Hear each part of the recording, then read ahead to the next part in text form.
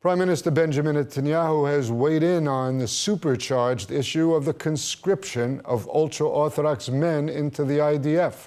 The issue must be resolved by the end of this month, and there could be practical ramifications, as we hear from ILTV's William Sharon.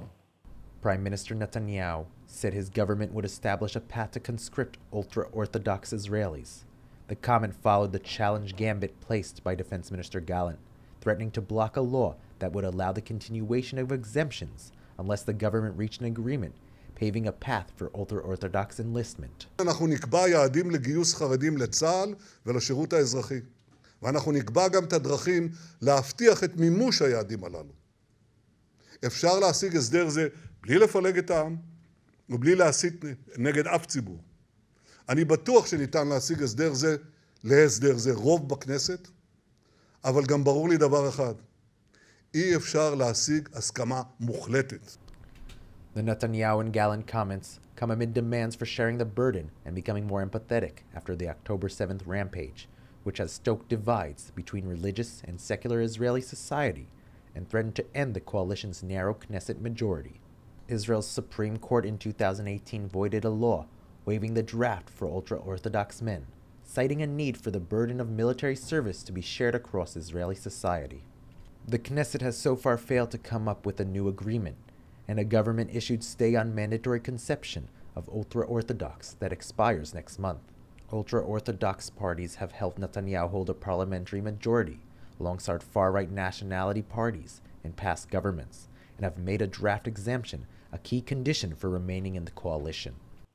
On Thursday in San Diego, a shooting took place, leaving 1 dead and 2 injured. While the investigation behind the motives of the attack is ongoing, there are suspicions that anti-Semitism was the motive. ILTV's Devo Klein has more.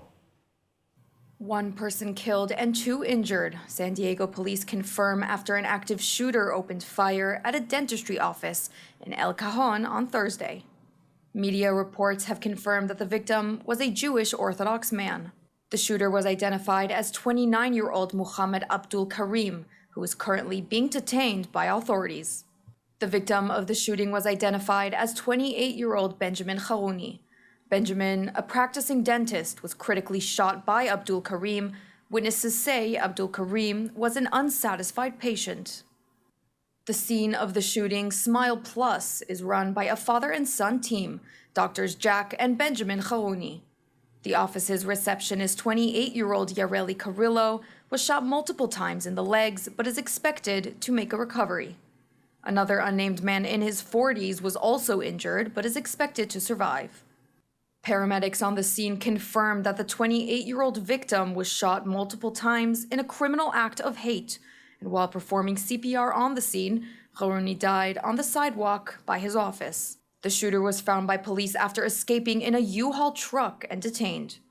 The terrorist was armed with a loaded handgun and several loaded handgun magazines. He purchased the weapons legally 2 weeks before the shooting, according to police. The Jewish community of San Diego is demanding that authorities investigate the motives of the crime and decipher whether anti-Semitism was a factor or not.